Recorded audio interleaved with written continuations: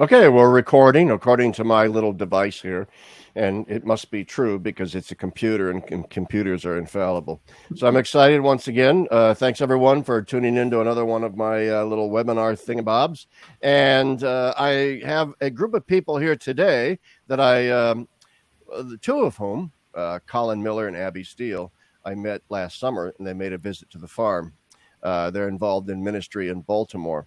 And then I have Father Brendan Fitzgerald here, who is the rector of the Cathedral, the Basilica of the National Shrine of the Assumption of the Virgin Mary, or Got it. So it's a big mouthful. And I gave a lecture there last weekend, which was great fun. I had a great time. It was a great crowd. And so immediately afterwards, Abby came and wrote to me and said, "Hey, let's do a YouTube video and talk about some things." So I say, "Hey, what the heck? Let's do it. Let's do it." So here we are. So I've already mentioned Father Brendan Fitzgerald. Wave to the crowd, Father Brendan, and I think everybody knows who the priest is in the foursome here. Yeah. And Father Brendan, as I said, is the rector of the basilica there. I was in it for the first time last weekend. Oh, Gorgeous facility. My wife Carrie had been in it many times before, because she had been down to the Inner Harbor for conferences before. But that is the first time I'd ever gone in. Quite beautiful. And before my lecture, there were beautiful Vespers done by a Schola. And I want to talk about that eventually. Sure. Father Brendan, where did you go to seminary? I was at Mount St. Mary's out in Emmitsburg, Maryland. That's I the knew one. that, which is why I asked. My alma mater. And it's very interesting. I didn't know this till I gave the lecture. Afterwards, Archbishop Laurie was there.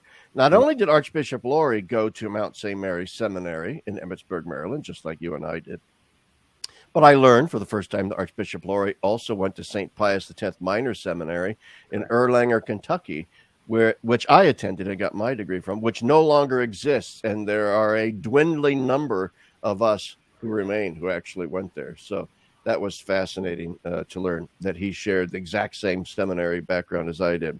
But also here today we have Abigail Steele and Colin Miller. Abigail, tell us a little bit about yourself, and Colin, then we'll go to you two, and then we're going to get right into a discussion of the ministry that you guys are involved in. So, Abby, where are you from? All that kind of stuff. Great. Thank you. Let's see. I am from Virginia Beach. Grew up there, and then went to school in Virginia as well. But I've been living in Baltimore for the past 3 to 4 years. And for the past 2 years, I was serving as a missionary with Source of All Hope with Colin as well. And currently, I'm just transitioning into the outreach coordinator at the Basilica with Father Brendan here. And what exactly is an outreach coordinator? That's a good question. So I don't mean to put you on the spot. I just remember reading that when I looked it up and thought, outreach coordinator. That could mean a lot of different things. Oh, yes, and it definitely does. But part of with outreach coordinator, so it's a new position here at the Basilica, but a large portion of what I'm doing is still supporting Source of All Hope, just with both doing different recruiting things for Source and connecting with a lot of the colleges in the area, as well as doing some more fundraising for Source, because all the missionaries fundraise their own stipends. And right now we're hoping to eventually kind of like find a more permanent location for the missionaries to live, because we've just been renting and switching buildings over the past few years, as well as eventually just be able to kind of sustain the program a little bit longer term with maybe some like hiring some of the missionaries as staff or hiring some support staff there too. So I've been working on a lot of that stuff, and then doing just other general outreach for the parish, which can look a number of different ways. It kind of just depends on what the needs are that arise over the course of the year. Sounds like you need a Catholic Bill Gates just to send you like $1 million to get you guys set up. I could use that too. If there's any Catholic Bill Gateses out there, the four of us are all please let us know. Perfectly willing to accept donations. All right, last but not least, Colin Miller. Colin, you actually, I know someone named Colin Miller, who's a former colleague of mine at DeSales University. But anyway, Colin, tell us a little bit about yourself. Where are you from? Yeah, so I'm originally from Maryland, small town called Damascus, and grew up there, went to school at the University of Maryland, ended up going to grad school there for engineering.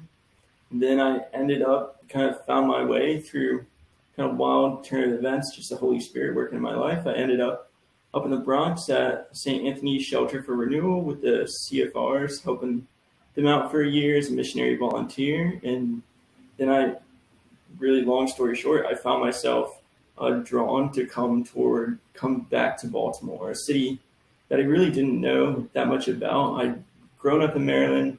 My family went to Baltimore maybe 3 times ever growing up, and we lived 45 minutes from it, and which is pretty wild. But I really just felt a call to come to Baltimore. And really long story short, when I came to Baltimore, I started going out to the streets, getting to know the men and women who were living out here. And there was a priest that same summer who put out a letter calling for a missionary program. His name was Father James Bork. Someone told him about me about him. We talked. I figured that's why the Lord called me here. And it's been now about 4 years since I originally came to Baltimore. And yeah, it's been 4 years since Source of All Hope has started. So 3.5. Yeah. Okay, very good. So that's a brief introduction for everybody. And so now I want to launch right into what you guys have both alluded to, but to which we haven't really explained to the viewers. You're both missionaries of this ministry called Source of All Hope. And you can go online, look it up, type in Source of All Hope Missionaries, and you'll get a little mission statement. I know because 15 minutes before I went on, I looked it all up just to make sure I knew a little something to talk about. I just know we've had, when you guys came to the farm and we went out for pizza and we talked for like 2.5 hours about what it is that you guys do. So I don't know, and we'll get to Father Brendan eventually. I promise you, Father Brendan, you will get a chance to speak. But I don't know who wants to start, Colin or Abby. Please explain to the viewers, what is Source of All Hope Missionaries? How many people are involved? And what is it that you do? Yeah, so Source of All Hope, it's a fairly, kind of what Colin alluded to as well, it's a fairly new mission. This is its 4th year running, I believe, or upcoming 4th year here. We currently have 6 missionaries involved. And it's a very grassroots kind of program, but basically the mission of Source is to give Christ a home in the places he's most neglected. And for the missionaries, for Source of All Hope, that's the Eucharist, the poor, and in our own souls. But tangibly speaking, what that actually looks like is that the missionaries are living in an intentional Catholic community. So their days are centered around prayer, specifically the Eucharist, whether it's adoration or daily mass, all of those things. And then from that, the missionaries are drawing that love that they have for Jesus in the Eucharist to then come to know him in the poor.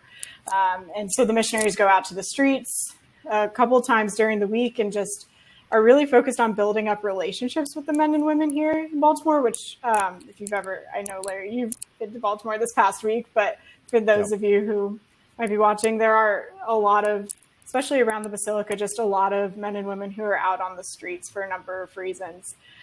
So our goal is not just to be another social service kind of program, but to really build up those relationships, because at the core of it, we feel like that's what's actually going to create the change. Absolutely. Colin, you want to add to that?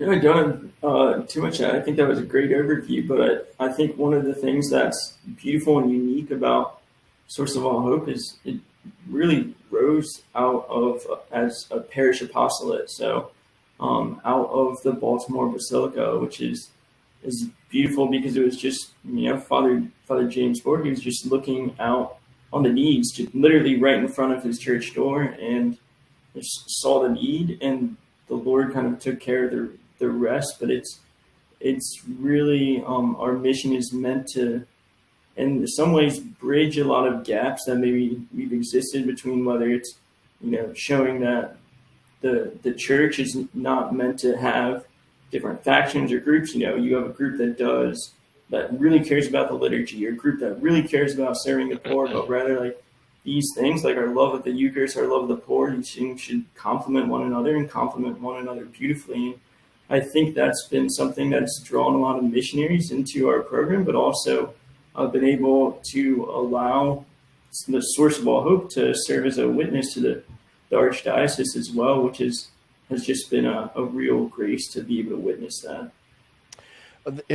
I was so impressed when I met you guys for the first time this past summer. And one of the things that impressed, three things, but we'll stick with two things first. First is that it's all young people for the most part. Well, of course, I'm 63, almost 64. Anybody under 40 to me is young. So even Father Brendan is still a young whippersnapper to me. Fantastic. But still young. Number two, as a Catholic worker, near and dear to my heart, universal call to holiness, lay people, and being out there on the streets in direct ministry with people, not in some faceless bureaucracy, not some office or whatever, right out there on the streets. Father Brendan, what role do you have any role to play at all in the missionaries? Well, I do, I suppose.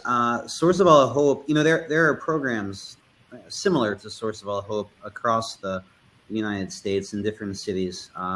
But Source of All Hope is unique insofar as it is a parish ministry. So it's not a separate, corporate entity or 501c3 corporation, some charity that is associated with the church or associated with the parish, but it's really it's a ministry born of the parish.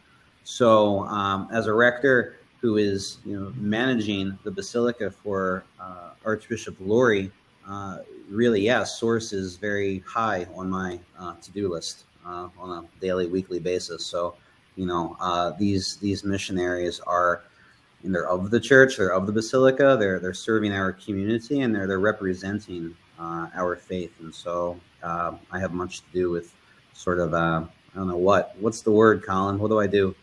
You're a spiritual father. Yeah, all right, that's a good phrase. That's pretty much it. Yeah. Say something far more bureaucratic, I think. So that's you sign documents. I say mass. I say Right. No. Yeah. Well, that's interesting that it is a parish minister, because Dorothy Day and Peter Morin always thought that almost every parish in America, insofar as they were capable, should have something just like you guys are doing, especially the urban parishes that are right there in the midst of the poverty and the homelessness. And so this is actually, for me, very exciting, because it's a direct fulfilling of something that Dorothy thought every parish should have. So that's great. And so, Father, you say that it's unique in that regard as a parish outreach, a parish ministry, that there are other missionary groups like this that ministers to people on the streets, but they're not associated with a parish. What are they? A religious order, a diocese? Well, I think Colin and Abby both would be able to speak more to this, but Christ in the City, to begin with, is a program out of I've heard of them, Denver and Kansas City, right, guys? Mm-hmm. Denver and Philly. Denver and Philly. Yeah. Yeah. So there's a lot of continuity there between Christ in the City and their mission, and Source of All Hope and their mission. Is that right? But I think what does set Source apart as a ministry is its deep identity within a parish community, which is a beautiful reality. I mean, it honestly is the witness that the missionaries can give to a parish week in, week out. I mean, they're a part of the broader church here, but also I think give that model of holiness in life that inspires a community. So I think that's really fantastic. I couldn't agree more. You can think of these these other ministries that you mentioned, and it could be a case of a diocese pooling resources or parishes pooling resources to support this single entity downtown or whatever. But this is fantastic because it's part of the parish itself, which gives it a more direct witness to the people in the parish, and actually then removes one layer of bureaucracy and makes it more immediate, I think, to the parish. You can correct me if I'm wrong, but it would. And it builds on the DNA of the church, which is the parish. I mean, which is what's really beautiful to me. It's not some extra, addition to the life of the church, but sort of lives and moves and has its being within, the life Yeah. of the church itself, which is always, it begins with the parish, always. I just think it's great. So, and I know I keep repeating myself. Oh, that's just great. That's just great. Like I don't have anything to say, but I just think it is. I mean, it's so simple. As I said in my talk last weekend, this is, it's not rocket science. This is really utter simplicity. What the church needs is for people to get off their petards and to just engage themselves in these kinds of actions. And if you can't do it personally yourselves, help others to get it started, either financially or with your time or with your effort. I just think this is really required of the church these days. So I'm going to come back to Abby. Abby, could you maybe describe what does the ministry consist like when you go out into the street and you're dealing with street people? I'm going to back up a second, and I'll ask both Abby and Colin this, because I always ask this to Catholic workers and others as well. What is the number one cause of homelessness, at least let's say in Baltimore, in your neighborhood, in your experience? I mean, my experience is that it's drug addiction, alcohol abuse, mental illness, all of the above, those sorts of things. That is probably about half of the homeless people that I've encountered, and the other half a variety of other reasons. So what would you guys say? I think, well, we definitely encounter all of those things you just listed. A lot of our friends are going through, whether it is addiction or dealing with mental illness or a number of those different things. Not to get too philosophical with it, but I do really think, and this is something that we as the missionaries have just experienced in getting to know these men and women, is that really at the core of what we're experiencing, or what our friends are experiencing out there, and what's leading them out to the streets are these broken relationships. And so the common denominator that we've noticed when we're out on the streets is you hear stories of broken families. You hear stories of people who have who felt that they've used all of their resources, that they can no longer ask their friends for to stay on their couch another night. They can't, they feel like they don't have any support systems, or that it's really just a lot of those broken relationships, and that's over and over and over again. And that really seems to be what kind of ties it all together, because even there is addiction does definitely it compounds a lot of these other issues, or mental illness and everything else. But there's something before that then leads to why these people are actually out on the streets. Okay, that's Colin. Do you have anything you want to add to that? I mean, I think Abby's absolutely right. We see this again and again, and out on Baltimore, and so there are basically two primary routes where we go, and on the routes that we go, we encounter a lot of addiction, particularly heroin addiction. It's just kind of the nature of where the location where we are, because you go outside of the downtown area, you go a few blocks one way, it's basically the heroin capital of America, unfortunately. So we do end up dealing with a lot of addiction, but we do find over and over again, the common underlying denominator for solving the reason that these men and women, they're not just addicts, they're not just functioning addicts, that they're actually out on the streets, is that they've had a series of incredibly hurtful or broken relationships, and that the pain that they're coming from, or the lack of connection that they're feeling, they can only really get the satisfaction of feeling connected with someone or something or anything with the prick of a heroin needle. And it really does come down to relationship. And that's why with our ministry, really the avenue we try and tackle it is the simplest and most straightforward way we can, through relationship, by extending friendship to men and women who are largely ignored and cast out of society, and have really carry a sense with them that nobody wants to even look at them or be around them. And just friendship is truly a healing mechanism in the lives of our friends living out on the streets, as well as the missionaries themselves. Yeah, I'm glad you added that last part about how that's central to your ministry, because it anticipates my next question. But that is also, so moving to hear that it's about broken relationships. Like I said, I'm almost 64, and I haven't really dealt with the homeless in a long time. I run this Catholic worker farm, but I don't run a house of hospitality.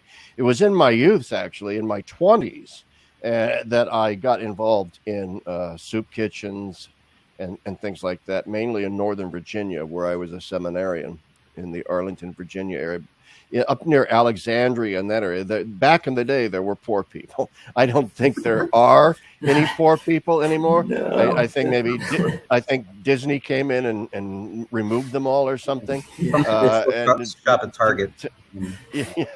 Yeah. You know, they did this antiseptic gentrification. I don't know, but my point is this: back in the day, my experience was it was just overwhelmingly addiction. Drug, booze, and or things like untreated schizophrenia, and things like that. But it was, now that you mention it, like I said, that was like 50% of them. I never quite put my finger way back in the day on the other 50%. I just said, well, for a variety of reasons, they're out on the street. But I think you're exactly right. You've helped me articulate something now 40 years later that it is broken. The breaking down, it's not like, oh, a husband and a wife split up and she throws a pot at him and he goes out the door. Now he's homeless. It's more that a whole web of relationships that you gradually use up over time, and they wear out, and all of a sudden you don't have any family or friends left who are willing to help you, and so there you are out on the street, which is why it's so very important, that you guys are involved in building these relationships. So what exactly, that brings me then to my next question. And then Father Brendan, I want to get back to you. What exactly do you guys, when you're out there and you're establishing these relationships, how do you break the ice? I mean, I for example, I was mugged once way back in the day. And I, had them take a swing at me. One guy tried to stab me once with a plastic knife from McDonald's, but so I didn't feel too threatened, but I don't think he knew it was a plastic knife, but that's the point. Okay, so you're going to run into all sorts. What exactly, how do you do it?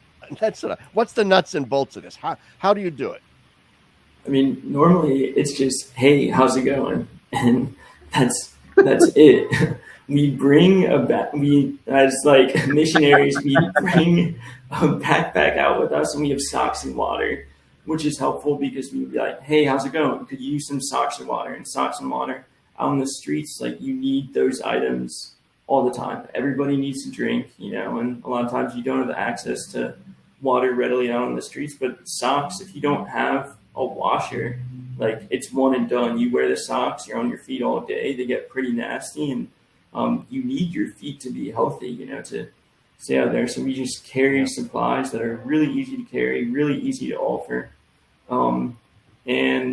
But like, we use those supplies just as kind of like a way to initiate a conversation, then God willing to go deeper with someone. Sometimes people will open up right away. And a lot of times, I mean, honestly, what drew me into working with men and women experiencing homelessness to begin with was because the first time I went out, and this was up in Boston, and I experienced something like this, I was blown away by the receptivity of the men and women that I encountered. They were some of the easiest, most genuine, and most people I had ever encountered. They had beautiful, radical stories that just drew me in. It was really an encounter with Christ and the poor, but it's these men and women are often some of the most receptive people you encounter because they're starved for connection. And sometimes it'll take, 1 time, 3 times, like 10 times of encountering someone before they even start to open up or like talk at all. We had one guy who would never talk to us. But then it maybe on like the 10th, 15th time, somehow like Star Wars came up and he just went off. He started talking for, like 2 hours about Star Wars, and that was the end. But we built up that trust, and he was able to do that, and he let his guard down, which, who knows when the last time he was able to do that was. But but it really is simple. Sometimes you just need to see it and have it modeled for you to realize, like, oh wow, it's just a hey, how's it going, and that's it. So, do you ever bring them food, Abby? For the most part, we do have I guess when we go out to the streets on our street walks, which is what Colin was talking about, we typically don't bring food. Maybe in the winter we bring some extra hand warmers, that kind of thing. But what we do outside of those street walks is on Saturdays, every single Saturday, we have a meal ministry, which is at the same location, it's been the same location for as long as Source has really been around, but we do Pollock style meal, and it's an opportunity for like 2 hours for everyone just to hang out, eat together. So we have people donating the food, but then volunteers and missionaries and friends from the street all just sitting in the lawn chairs on this street corner hanging out together. So that's kind of, in terms of like bringing out food, that's as close as we get, but that's more of a space of where we're trying to like create a space of hospitality.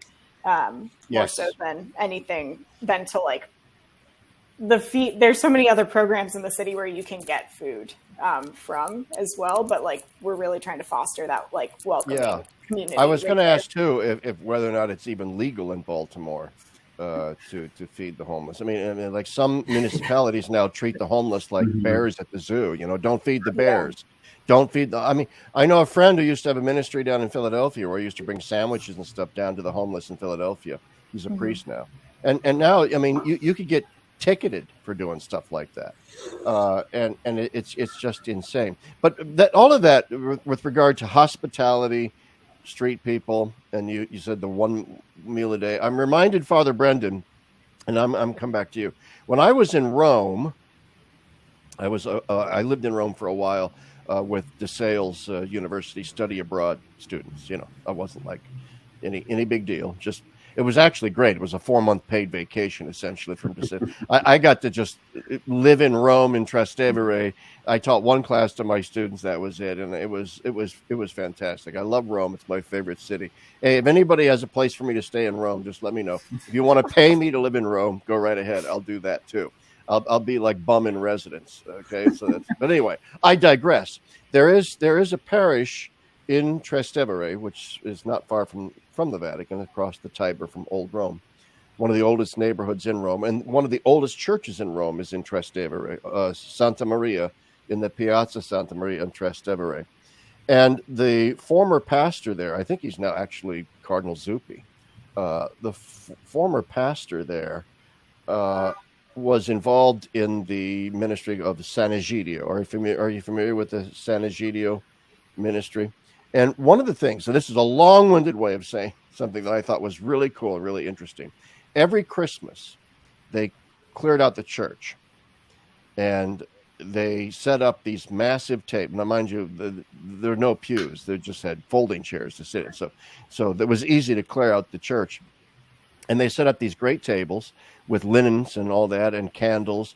And the parishioners served Christmas dinner to all the homeless that could come in. And the bishop would come, an auxiliary bishop or two would come, not the Pope, the bishop, the auxiliary bishop. It was a huge deal. It was, I never actually saw it, but I know people, who living in Trastevere were telling me about it. And I just think, God, that's just so good. So I'm saying, I'm laying you a challenge. You should do that. You should do that at the Basilica, Father Brendan. What say ye? We'll name it after you. Yeah.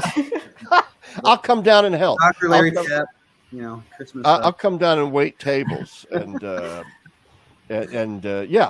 do that. You do that. You got. I'm assuming you have to get Archbishop Laurie's permission, But I think that would be great. Anyway, I digress. That's just something that popped into my head that I know the Society of San Egidio does in Rome. But it's sort of up the same alley, which is that it's a parish-based. I know it's the community of San Egidio, which isn't just in that parish, but it was something that the parish as a whole did. Mm-hmm. Mm-hmm. And I just think it's so moving when you see the parishioners themselves coming together. And it goes back to one of my central things I always talk. I didn't talk about it too much last weekend, but that I think lay people, and you guys can talk about this now, I think lay people are dying to do stuff like this. They just don't know how, and they just have not presented. They're not organizers. They don't have the time to organize things like this, what you guys are doing, what I just described. But I think there is a profound reservoir of untapped moral courage, heroism in a lot of people in our parishes that is just waiting to be tapped. Am I full of it, Father? Or do you think that's true? No, I think that's very true. And one of the challenges, I think, you mentioned constraint on time. So that certainly is a challenge for, let's say your average family out there in a suburban parish. But also, Colin and Abby spoke a bit about relationships, and there's a real beauty in developing sort of long-term relationships through the work of charity, the work of love. And that gets harder when you're just making monthly or bi-weekly appearances at the soup kitchen, because you're as transient as a lot of the folks who are coming through. What's beautiful about a parish, I think, such as the Basilica or what you describe in Rome, is the opportunity for a parish to engage in this kind of work. You can see a lot of the same people week to week or month to month, and really develop relationships. And there's a reward in that. Not that we do charity for a reward, but you get to see someone who becomes your friend. It's beautiful that the Source Missionaries, it took me a few weeks to realize who they were talking about, but they refer to the homeless on the streets to whom they minister as their friends. And why? Well, not because that's a politically correct term, but because they develop authentic relationships in Christ with the homeless who live on the streets of Baltimore. And for a parish to be able to provide a space for a parishioner, a family, to get engaged in that way, I think taps into a real desire to do the work of love. I mean, the essential link between adoration and charity that the Source Missionaries try to reveal to the city and to the archdiocese here in Baltimore, I think that holds for most of your folks who are coming through for a holy hour. I mean, they have that. They are possessed of if they're there for a holy hour, there's something more in them, I think, that they have to give, and the challenge is to find the way to do that. Yeah. A couple of things that when you were just, now all three of you have mentioned relationships and how important they are, and I think that's so true. I'm reminded again, not to speak too much of myself, but I remember when I did do street ministry in my 20s, that there was an elderly African-American gentleman whose name was Sylvester Triplett that I got to know, and I developed a deep friendship with. Sadly, he died of a heart attack. He had no family or friends, so somebody paid for him to, have a casket in the funeral home. So we went and prayed and so forth. And what's interesting is that 40 years later, I still remember Sylvester's name at Mass when it comes time to pray for the dead. Yep. And I don't do that as an affectation or look how cool I am. I'm praying for this homeless guy I met 40. No, Sylvester was my buddy. He was my friend. Mm-hmm. I have remembered him in prayer ever since. And that's the great value of what you guys are doing. Is it's not a bureaucracy. It's what Dorothy Day wanted. It personalizes this stuff. And you know their names. You come to know that they love Star Wars, right? And you get to know them as human beings, and I think that's fantastic. But that then brings me to the spiritual side of it. Do you guys? Do you share explicitly, elements of the Catholic faith or the gospel with them, or does that take time? First, you develop relationships slowly, baby steps, and then maybe you start talking about Christ, the sacraments, the church. Why don't you come to a holy hour? That kind of thing. I don't know which one of you wants to. Maybe. Yeah, I don't know. I can take that. Yeah, but we typically don't start off proselytizing or explicitly, throwing a catechism at them. Let's say evangelizing, because proselytizing is a bad word. Yeah, but it is meant to be, everything we do is kind of meant to be in some way, shape, or form like a form of evangelization. But it's we've mentioned this before. We start with a friendship. We start with that place of trust, because slowly but surely, once like we have this place of trust and authentic relationship form with someone, and we've listened to them, we've heard them out, when they're having a bad day, they know they can talk with us about it or just share, what's going on. They know that we're kind of a secure place where they're disarmed. And oftentimes it's once really the Holy Spirit gets them in the place where they're disarmed, that they're also open to further invitations like, hey, have you ever thought about this? Or like, would you like to come to this event that's going on, at the parish, or different things like that. And it's really kind of a gradual process. And we don't have any hard or fast rules on how that takes place, but it typically is gradual. Yeah, I only bring it up not because I'm interested that much in like making sure, homeless all become Catholic. That's not it. It's more that talking earlier about broken relationships having led to this, and an approach to this where, grace builds on nature. So the nature part of it is the relationships that you guys develop.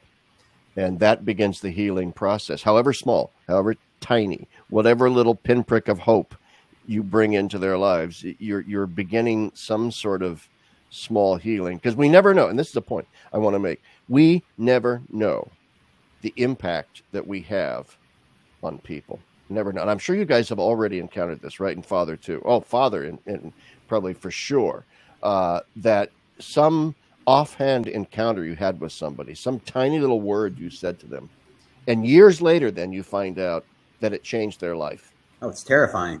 It is. The first time I realized that people listen to me, I'm sorry. I said that offhand 4 years ago, and I wasn't even ordained a deacon yet, and you amended your life.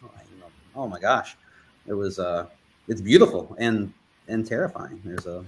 Yeah, I know. I used to, like I said, I'm older now, and I taught for 20 years. And, I was known to have a bit of a potty mouth in class and whatever. I'll just admit that here. So it was like a turnoff to some very devout students who were like, they had sucked green lemons their entire life and were all pinched up with pious, he said shit, stuff like that. So, but then, 10, 15 years later, I'd get a letter from that person that would say, Dr. Chapp, I'm so sorry. Now I understand your shtick, if you will. I understand what it was you were doing. Not that it, I have a potty mouth, so that wasn't a shtick or an affect, but you get my point. So the thing is, you just never know. So back to Abby and Colin, when you guys are out there in the street, grace builds on nature. So you just start with the basic relationship thing, and you see where that goes. And my attitude would be, if and when I introduce Christ to them, it's going to be in the context of that healing.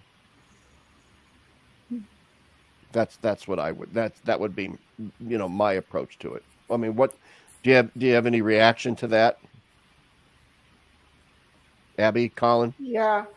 I mean, I do think that's a huge thing. And also on the flip side of it too, I think as missionaries, you encounter a lot of your own brokenness when you're going out to the streets and getting to know these men and women and their stories. You start to see the similarities between like your own wounds and your own brokenness with like obviously different situations, but there are similarities there too. And like the crosses that we carry they are like united in that way. And so there's also a point in which like the missionaries are encountering healing and like the love of God through these relationships, which I think is it's huge. So it can kind of be a mix of things. And I'm even one of the friends that like kind of comes to mind too is one of our friends whose name is Susan. She's wonderful, wonderful lady. And one of the things that we will do oftentimes at the end of the conversation is just offer to pray with the friend, and people say yes, no, whatever they want. And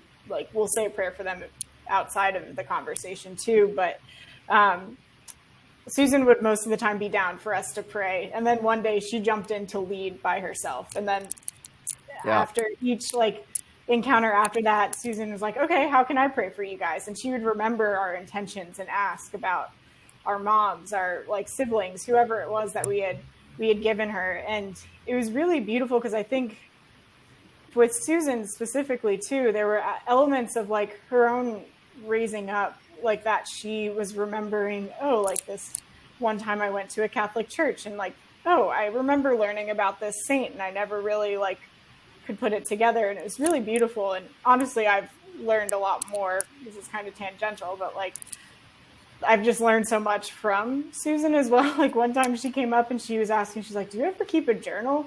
I like to keep a prayer journal. And I highlight in different colors when I think like when a prayer has been answered or that like I realize that, oh, like the Lord's answered it in this way. And she just like outlined this beautiful way of like journaling that I was like, man, this woman is far more like far. So you're learning from her.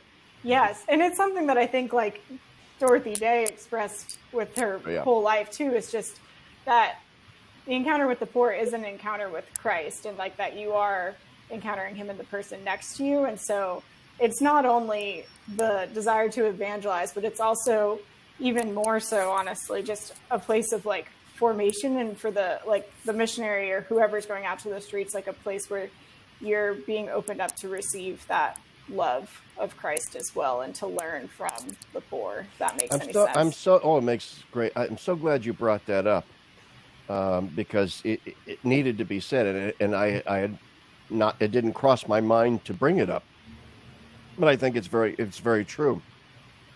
And in the context of what I mean when I say that Christ brings healing, and it would be in that context that I might introduce some prayer. I think you're right. You sort of begin with prayer, and then you go on from there. But that in reality, it's not so much you bringing Christ to them. It's in the midst of this solidarity and friendship that you've developed, where you're learning as much from them as they are learning from you, and many of them have knowledge of Christ already. That it is not so much an evangelizing moment as a community building moment, which is in its own way a kind of evangelizing. Colin, you want to say something?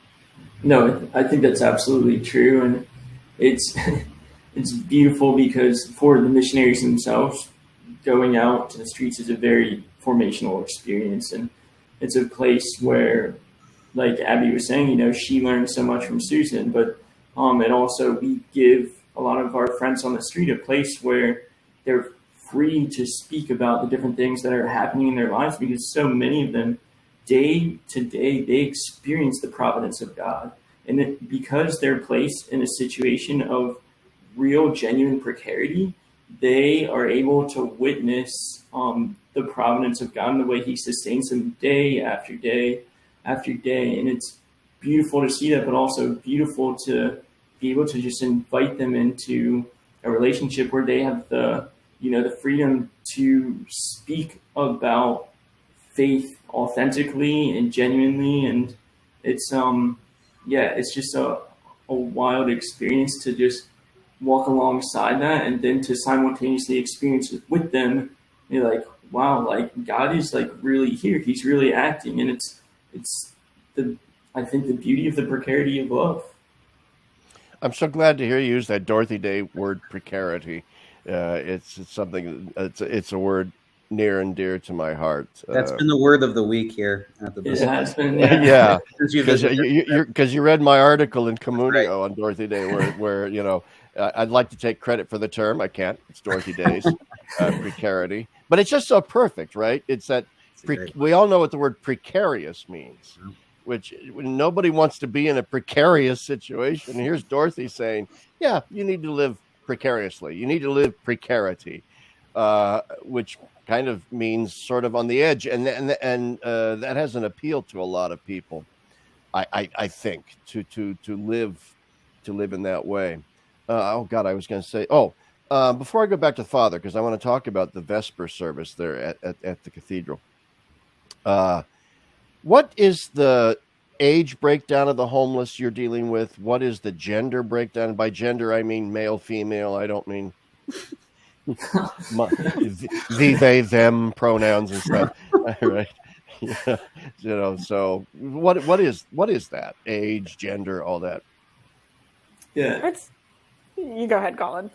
No, it varies. And again, one of the things you find as a missionary, we have different routes that go to different parts of the city, and there are just different demographics of homeless men and women, just like you have different neighborhoods with different demographics as well. But the ages can be anywhere from,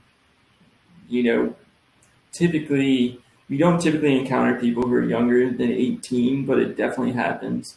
And then it goes all the way up to 70. Sometimes, I don't know if we've ever met someone in their 70s or 80s, but all the way up in gender, we're dealing with men and women who are typically chronically homeless, so they're on the streets for like a longer time. It's typically about maybe 75% men, 25% women, somewhere around there. That's interesting. 75%. You'd guess. I mean, that's a guesstimate. 75% men and 25% women. I wonder why. And that was my experience too. 40 years ago, it was mostly men. And the thing that annoyed me though was they all had more hair than I did. I don't understand. I mean, I don't understand why homeless dudes always have big shocks of hair, and here I sit with no hair at all. All right, I don't get that. I know that's impressionistic. There's probably lots of bald homeless dudes. I just think, where did you get that thick shock of hair? For crying out loud. But anyway, okay, so all ages, but that brings me then to the question of female vulnerability on the streets, and the issue of sexual abuse, maybe even some forced prostitution. Is that I encountered that 40 years ago. Is that something you encounter at all? I would say we still definitely encounter that. And I mean, again, depending on where you are, certain things are more common than others, but you do. And I think this is the beauty of having both male and female missionaries too, when going out to the streets, because one, they do, like, we just complement each other, but also with the women who are out on the streets, a lot of times having that other female presence, like, allows for more, like, that trust to be built up in maybe an easier way in some degree. But I think we have experienced, it can be very dangerous being a woman out on the streets. And so I don't know if that contributes to why you don't see as many of them out there. But I often thought that was why.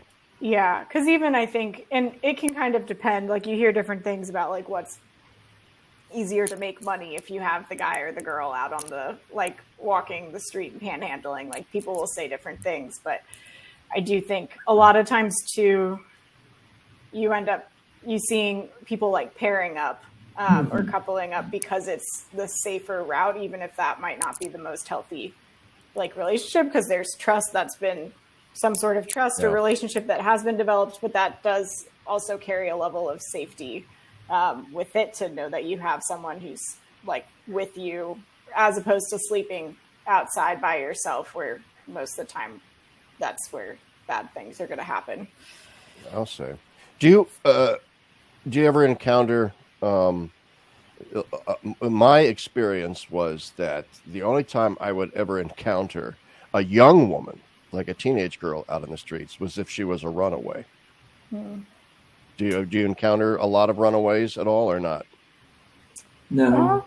Not too often. I think, and this might be a little biased because the street route that I mainly walked was what Colin was mentioning earlier, which is like our Martin Luther King Boulevard, where the city, there's a lot of drug use on the other side of it. And so a lot of times that, like, I don't know if it was necessarily running away, if maybe like I feel like a lot of the women out there had maybe started using at a younger age because of wherever they grew up. And then that was one of the compounding elements. Yeah, well, it goes to the broken relationship you were talking about before. I encountered more runaways than I care to think about.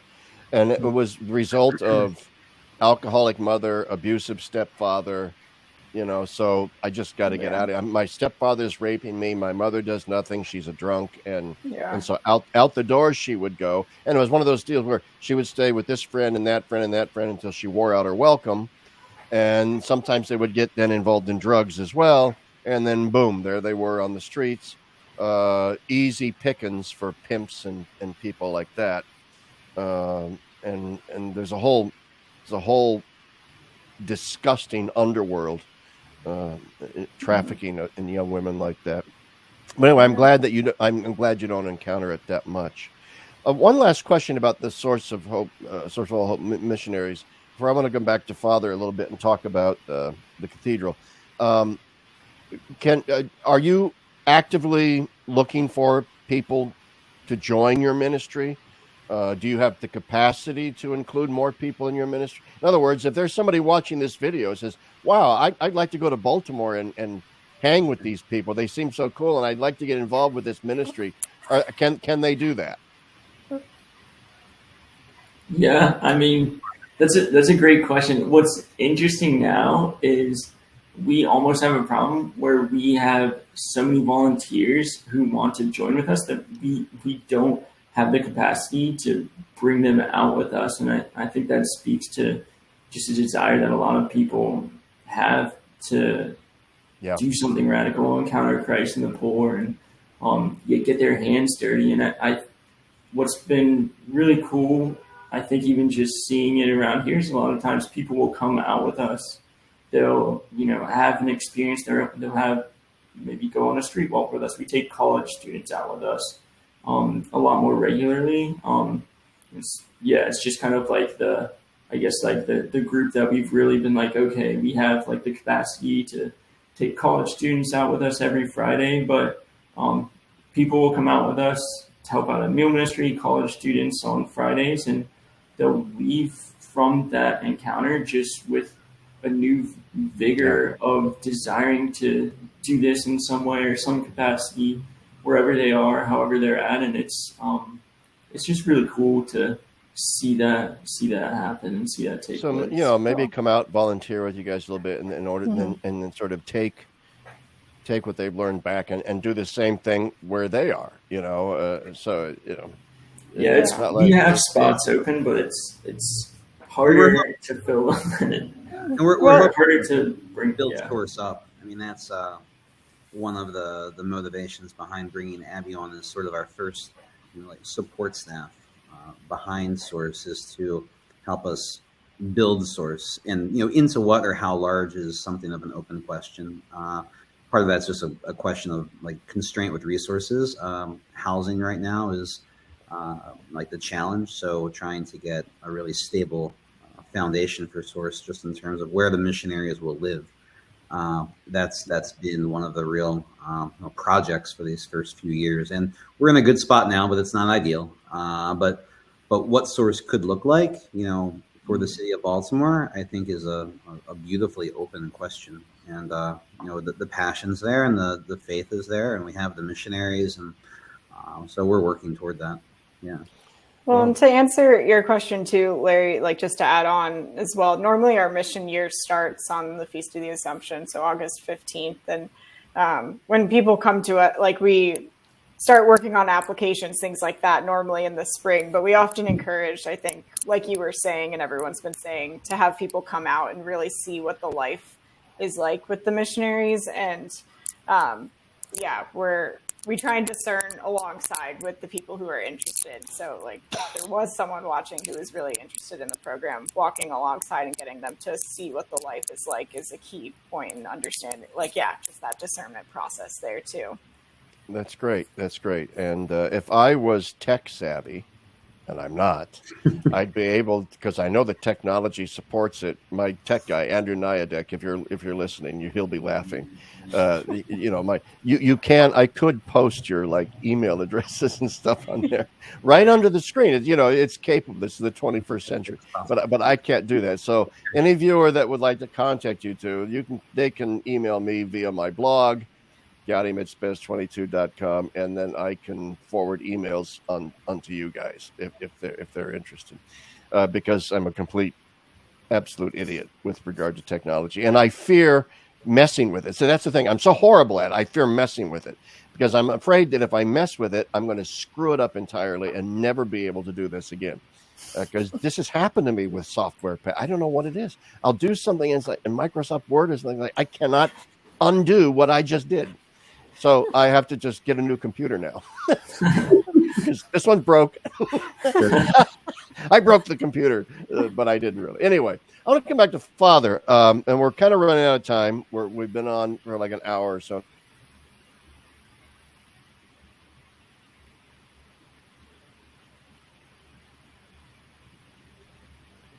See. Oh, can you hear me now? Yep, I can. Okay, so that was a very short glitch.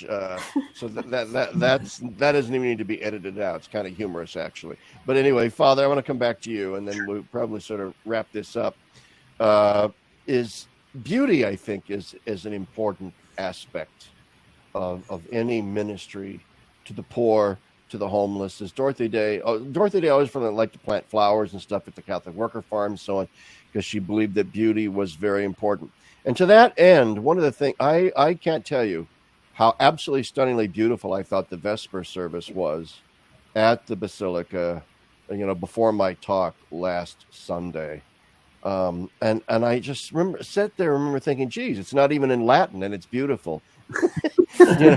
So in other words, it kind of gives the lie to all those nitwits out there saying it's got to be in Latin, otherwise it's not transcendent, it's not mystical. And I attend an Anglican ordinariate parish, Catholic. It's Catholic for those who don't know what it is. It's in English, it's in the vernacular, but it's stunningly beautiful. Elevated language, gorgeous choir, gorgeous chant. And I wanted to just say that is an evangelization all its own. It is. Even if there's only 3 people sitting in that church, to produce that kind of beauty is just stunning. It is. But anyway, now I know you're not the rector that started that. It was the previous one, correct? Yeah, all of this, I'm the luckiest guy in the world. I inherited a great gig this past summer. So okay, yeah, I guess I'm remiss. I'm a terrible interviewer. How long have you been rector at the Basilica? Oh, you're fine. I started July 1st of this year. So just that's right. 3 months ago. I remember when I met you, you said, you actually, when you emailed me to come give the talk, you said, hey, I just been made rector, blah, blah, blah, and, you can come give this talk. And I think David C. Schindler's the next one, right? Yes, yeah, in October. Yeah, he's a good buddy of mine. I'm going to see him this weekend at a conference in Rochester, but that'll be a great talk. But anyway, back to the Vespers. I just think that we need to see more of that. I know that that's a national shrine in a basilica, and a lot of parishes don't have the resources to do something like that. And it doesn't have to be necessarily that professional sounding. But it's just always been sort of my point of view that we don't spend parish resources enough on great liturgical celebration. Sure. It's almost an afterthought in a lot of ways. What would you say to that, Father? I agree. And, striking a balance between getting the right kind of engagement out of your parishioners and getting the sort of the quality of the beauty, right, that's possible is important. That balance matters. I remember in seminary, we had music classes, all 5 years I was in seminary. So once a week you had a class on liturgical music. I did not learn very much during that class, but I do remember Miss Julia Parker saying, week in, week out, if you want to have beautiful music at your parish, if you want it to sound incredible, you're going to have to invest, financially, your resources and your time into creating that kind of a liturgical experience, a liturgical action. And, I remember thinking like, gosh, well, that's not fair to the parishioners, these volunteers, it's their parish, they care so much. And you don't want to ostracize them or leave them out of the liturgy. So I think you need to approach it from both perspectives. And the witness of beauty, like we all experienced last week, is a testament to the fact that it hits people hard. And I've had many people come to visit me at the Basilica the last few months who have genuinely never experienced anything like the liturgy that happens here every weekend. And they leave and they say, hey, the next time you guys have that choir, let me know. I'll come back. And I said, they'll be here next Sunday. Yeah. They're here every week, and it's remarkable, and it's a reminder of the power of beauty. So I think it's hard because you don't want to leave your parishioners out. And we have we're all blessed. Our liturgy music director here, Sam Rowe, did his studies at CUA, and a lot of the music you heard last week, Larry, were his original compositions. I mean, he's incredibly talented, and he has done a masterful job of, we have some really talented folks with our weekend liturgies, but he has also built up some beautiful scholas from our parishioners, these men and women's choirs who perform at different liturgies and different events over the course of the year. And so I think the Basilica gets it right, in terms of I a lot of thoughts. I think a trained choir is important to help people follow, participate via music. And my vision is that what you have are a lot of regional sort of super centers where things like you guys do take place, and you actually have the resources to pay professional people for original scores, original music, and so forth. And then they can hold workshops, and various parishes from all over the country can then send their music people there to learn, to even take some of the music, and to bring it back to their parishes. But I do think it's important, if a parish has the financial means to do so, to invest in a choir director. I mean, our ordinariate parish, we have a full-time paid choir director. Right. And most of the choir is volunteer. It's not professional. And it's 75% kids from our homeschooling cooperative, kids age 5 to 15. And you should hear the sound that this choir director gets out of these kids, mixed in with a few adult male and female voices. But it's amazing. It's stunning. And you sit there, you look up there and go, wow, who's doing that singing? And you see it's a bunch of kids. And that's when it hits home, and it makes you realize this is possible in almost every major suburban parish if you put the resources into it that is necessary. And I don't, and you have to educate the laity and the pews too. I know I'm waxing on and on here, but I remember there's a parish local to me last July, 4th of July weekend. I remember I went to this local parish. This is sort of typical suburban parish. And the organ director is the guy who he picks all the music. Nobody sings it. And then he pounds on the organ really loudly as he croons something out. And that's the music in the parish. But the recessional hymn that day was America the Beautiful, which, if you are not aware, it actually has like 8 verses, the whole, It'll go. So he decided to sing all 8 verses. But what I noticed was after 2 verses, everybody in the church started. The priest was gone. Everybody in the church was gone. And he's still up there crooning away America the Beautiful for verses 6, 7, and 8. And I just thought that was kind of a metaphor in my brain, symbol in my brain, for everything that's kind of wrong with so much parish music these days. How not to do it. That is how not to do it. Sure. And so there's just got to be this great elevation among the laity, the music people, and so on. But that takes commitment and concerted effort. It does, yeah, and patience. You need to raise up the.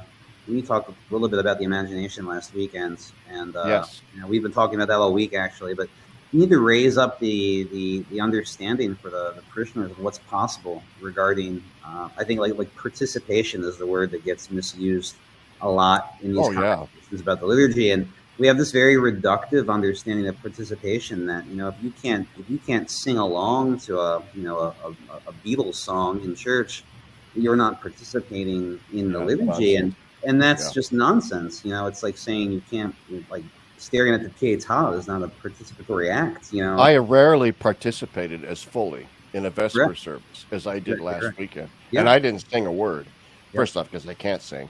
And number two, I'm half deaf. So, nobody wants me to sing.